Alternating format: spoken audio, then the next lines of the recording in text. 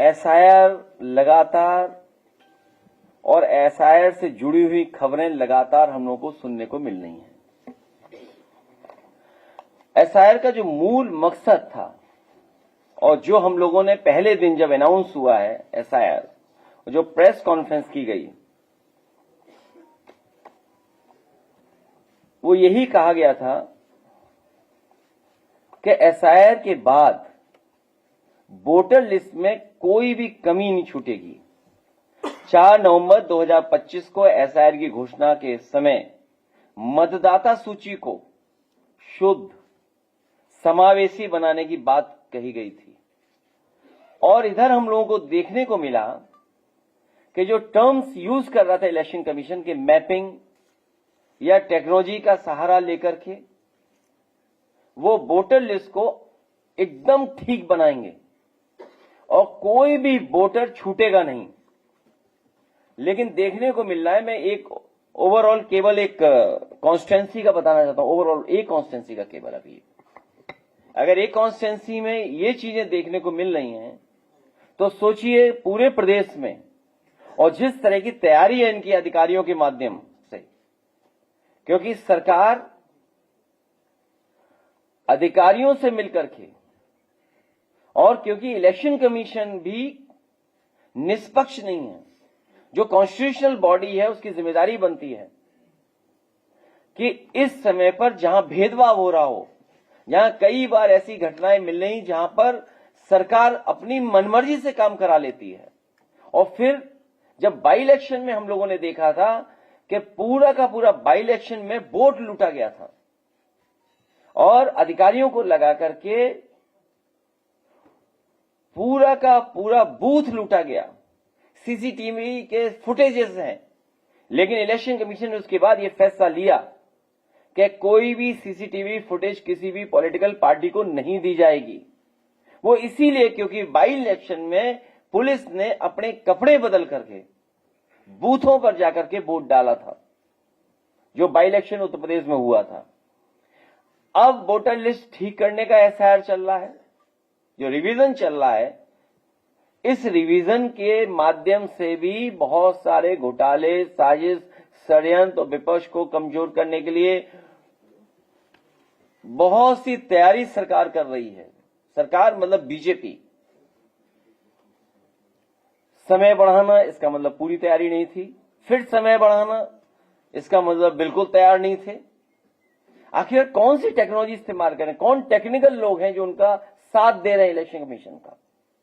कम से कम पहली मांग हमारी होगी कि समाजवादी पार्टी को जो जानकारी इलेक्शन कमीशन से समय समय पर मिली थी कि हम बीएलए को ट्रेन करेंगे, बीएलए की जो ट्रेनिंग कराई थी वो हम और आप सब लोग जानते हैं, बीएलओ की जान चली गई। न जाने कितने बीएलओ की जान गई और जान जाने में मदद किसी ने नहीं की।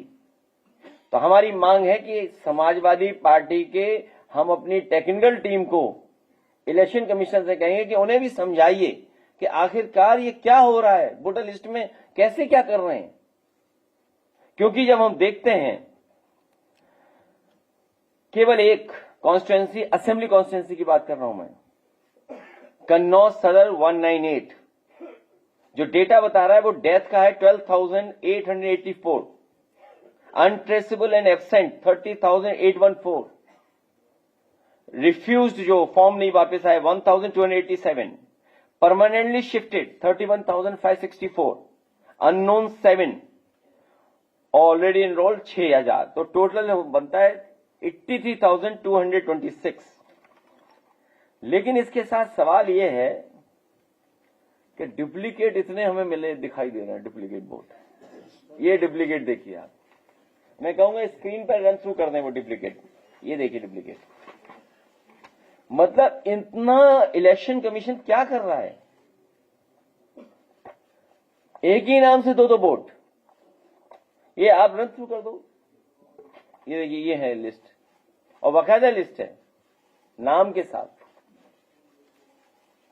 और तब हम लोगों ने, जब हम अपने एफर्ट से मैनुअली, हमें कोई टेक्निकल सपोर्ट नहीं मिल रहा है, हम कैसे ढूंढेंगे। हम कैसे ढूंढेंगे कि डबल है नाम? हम कितने पन्ने पलटेंगे? तो मेरी मांग है कि इलेक्शन कमीशन हम लोग का सहयोग करे, वो टेक्निकल एक्सपर्ट्स पार्टी कार्यालय भेज दें, या कोई लैब हो या कोई ट्रेनिंग इंस्टीट्यूट हो, वहां हम अपने वर्कर्स को भेजेंगे बूथ स्तर के, जिससे कि वो भी ट्रेन होकर के आए और ये पता कर सकें कि कोई डबल वोट तो नहीं बना लिया बीजेपी ने, या फर्जी वोट तो नहीं बना लिया, क्योंकि अब फर्जी वोट बनाने की तैयारी कर रहे हैं लोग।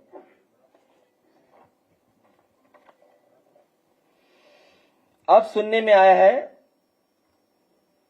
कि पहले तो ये बताया गया था कि मैपिंग मतदाताओं को कोई नोटिस नहीं दी जाएगी, वो रन थ्रू करते रहो आप डुप्लीकेट वोट्स, लेकिन अब मैपिंग में भी लॉजिकल एरर के नाम पर 2 करोड़ 22 लाख मतदाताओं को नोटिस भेजी जाएगी। पहले बताया गया था कि मैपिंग मतदाताओं को कोई नोटिस नहीं दी जाएगी, अब तैयारी है 2 करोड़ की। तो कुल मिलाकर जो नोटिस जाने वाली है वो 3 करोड़ 26 लाख मतदाताओं को नोटिस भेजी जाएगी। सबसे महत्वपूर्ण सवाल, क्या सुनवाई नोटिस की जानकारी राजनीतिक दलों और राजनीतिक दलों के बूथ लेवल एजेंटों को नहीं दी जा रही है? सुनवाई कब होगी, कैसे होगी, उसकी कोई जानकारी बीएलए को नहीं दी जा रही है, पॉलिटिकल पार्टी के एजेंट को।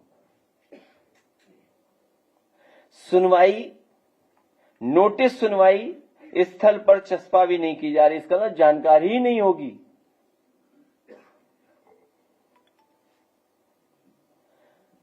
बीएलओ जो सरकारी कर्मचारी हैं, सरकार के दबाव में काम करते हैं, जाति के आधार पर पोस्ट होते हैं, सुनवाई के समय मौजूद रहेंगे, लेकिन राजनीतिक दलों के बीएलए मौजूद नहीं रहेंगे। आप पहले तो कह रहे थे कि बीएलओ बीएलए दोनों मिलकर के काम करेंगे, जिससे कोई अगर कमी है तो किसी भी पॉलिटिकल पार्टी का बीएलए उस समय मदद कर सकता है बीएलओ की, और बीएलओ भी मदद ले सकता है बीएलए की। लेकिन अब क्या कर रहे हैं आप? बीएलओ को तो बुला रहे हैं, लेकिन बीएलए को नहीं बुला रहे हैं आप। सुनवाई के बाद फैसले की जानकारी मतदाता को नहीं दी जा रही है, और सुनवाई स्थल पर चस्पा भी नहीं की जा रही है। भाई, आप सुनवाई और आपस में क्या तय कर रहे हैं आप? इसका मतलब कोई बहुत बड़े पैमाने पे मैनिपुलेशन करने की तैयारी चल रही है। और सबसे महत्वपूर्ण कि बीजेपी मानसिकता वाले अधिकारी को हियरिंग में लगाया गया है। जो अधिकारी लगाए गए हैं, कौन सा टेस्ट है बीजेपी के पास ये पता नहीं है। एआई का लैब तो जानते हैं कि नहीं जानते सरकार वाले, लेकिन ये टेस्ट कहां होता है? उन अधिकारियों को लगाया जा रहा है जो बीजेपी की मानसिकता है, बीजेपी को सपोर्ट करें, जो वोटों में हेराफेरी करें।